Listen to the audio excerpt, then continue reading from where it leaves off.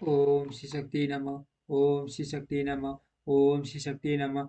नंदीश्वर के जन्म जन्म वर प्राप्ति अभिषेक और विवाह का वर्णन। नंदीकेश्वर कहते हैं, मुने वन में जाकर मैंने एकांत स्थान में अपना आसन लगाया और उत्तम बुद्धि का आश्रय ले मैं उग्र तप से प्रवृत्त हुआ, जो बड़े बड़े मुनियों के लिए भी दुष्कर था। उस समय मैं नदी के पावन उत्तर तट पर शुद्ध रूप से ध्यान लगाकर बैठ गया और एकाग्र तथा समाहित मन से अपने हृदय कमल के मध्य भाग में तीन नेत्र, 10 भुजा तथा 5 मुख वाले शांति स्वरूप दिवाली देव सदाशिव का ध्यान करके रुद्र मंत्र का जप करने लगा। तब उस जप जप में मुझे मुझे टलिल देखकर चंद्रा भूषण परमेश्वर महादेव प्रसन्न हो गए और उमा सहित वहां पधार कर प्रेम पूर्वक बोले। शिवजी ने कहा, किला नंदन, तुमने बड़ा उत्तम तप किया है। तुम्हारी इस तपस्या से संतुष्ट होकर मैं तुम्हें वर देने के लिए आया हूँ। तुम्हारे मन में जो अभीष्ट हो वह मांग लो। महादेव जी के यो कहने पर मैं सिर के बल उनके शरणों में लौट गया और फिर बुढ़ापा तथा शोक का विनाश करने वाले वाले परमेशान की स्तुति करने लगा। तब परम कष्ट हारी वसव ध्वज परमेश्वर शंभु ने मुझ परम भक्ति संपन्न नंदी को, जिसके नेत्रों में आंसू छलक आए थे और वह जो सिर के बल शरणों में पड़ा था, अपने दोनों हाथों से पकड़ कर उठा लिया और शरीर पर हाथ फेरने लगे। फिर वे जगदीश्वर गणाध्यक्षों तथा हिमाचल कुमारी पार्वती देवी की ओर दृष्टिपात करके मुझे कृपा दृष्टि से देखते हुए यूं कहने लगे, बस नंदी, उन दोनों विप्रो को तो मैंने ही भेजा था। माँ प्रज्ञ, तुम्हें मृत्यु का भय कहाँ? तुम तो मेरे ही सम्मान हो, इसमें तनिक भी संशय नहीं है। तुम अमर, अजर, दुख रहित, अवयव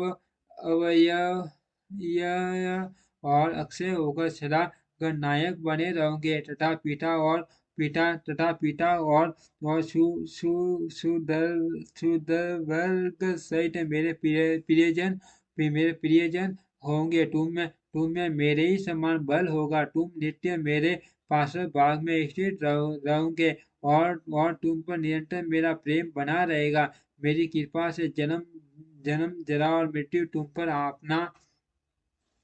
अपना प्रभाव नहीं डाल सकेंगे। नंदीश्वर जी कहते हैं, मुने यूं कहकर कृपा सागर शंभु ने कमलों की बनी हुई अपनी शिरोमाला को उतार कर तुरंत ही मेरे गले में डाल दिया। विप्रव शुभ माला के गले में पड़ते ही मैं 3 नेत्र और 10 भुजाओं से संपन्न हो गया तथा द्वितीय संकट सा प्रतीत होने लगा। तदंतर परमेश्वर शिव ने मेरा हाथ पकड़कर पूछा, बताओ अब तुम्हें कौन सा उत्तम वर दूं? फिर उन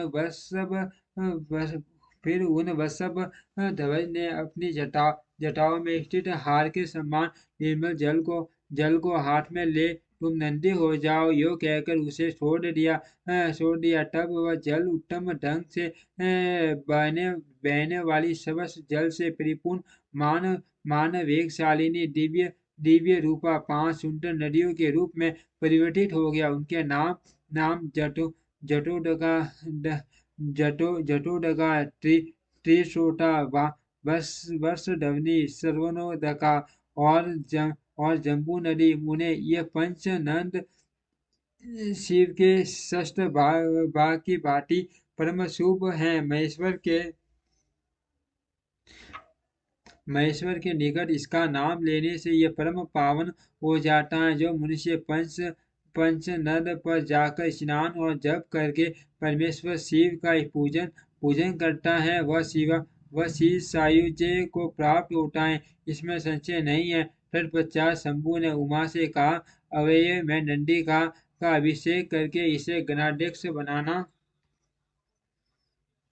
चाहता हूँ। इस विषय में तुम्हारी क्या राय है? तब उमा बोली, देवेश, आप नंदी को को गणाध्यक्ष पद प्रदान कर सकते हैं, क्योंकि परमेश्वर ये शिला ये शिला दन दन ये शिला दनदन मेरे लिए पुत्र सरीखा है। इसीलिए नाथ यह मुझे बहुत बहुत ही प्यारा है। तदनंतर भक्त वत्सल भगवान शंकर ने अपने अतुल अतुल अतुल बलशाली गणों को बुलाकर उनसे कहा, शिवजी बोले, गणनायकों, तुम सब लोग मेरी एक आज्ञा का पालन करो। यह मेरे प्रिय पुत्र नंदीश्वर सभी गणनायकों का अध्यक्ष और गणों का नेता है। इसीलिए तुम सब लोग मिलकर इसका मेरे गणों के अधिपति पर प्रेम पूर्वक अभिषेक करो। आज से यह नंदीश्वर तुम लोगों का स्वामी होगा।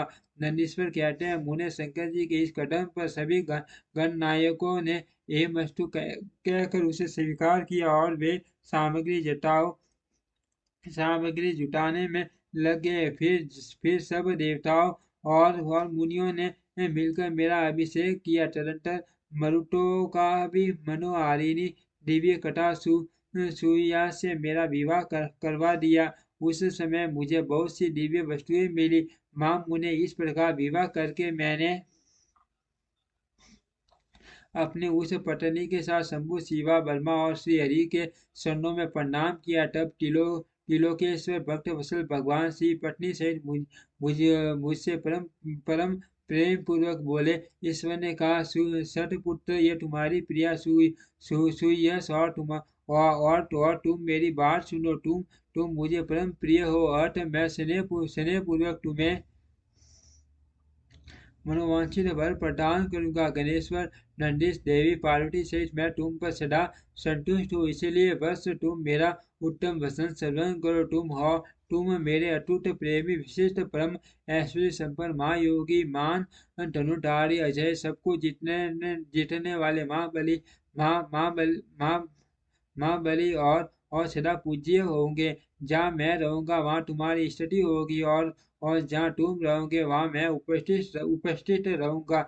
यही दशा तुम्हारे पिता और पितामह की भी होगी। पुत्र, तुम्हारे ये महाबली पिता परम ऐश्वर्यशाली मेरे भक्त और गणाध्यक्ष होंगे। बस यही नियम तुम्हारे पितामह पर भी लागू होंगे। अंत में तुम सब लोग मुझसे वरदान प्राप्त करके मेरा सानिध्य प्राप्त करोगे। नंदीश्वर जी कहते हैं, मुने, तत्पश्चात माँ पाक उमा देवी वर देने के लिए उत्सुक हो मुझ नंदी से बोली, बेटा तुम मुझसे भी वर मांग ले, मैं तेरी सारी अभिष्ट कामनाओं को पूर्ण कर दूंगी। तब देवी के उस वचन को सुनकर मैंने हाथ जोड़कर कहा, देवी, आपकी शरणों में मेरी सदा उत्तम भक्ति बनी रहे। मेरी याचना सुनकर देवी ने कहा, मस्तु, ऐसा ही होगा। फिर शिवानंदी की प्रियतमा पत्नी सुयसा बोली।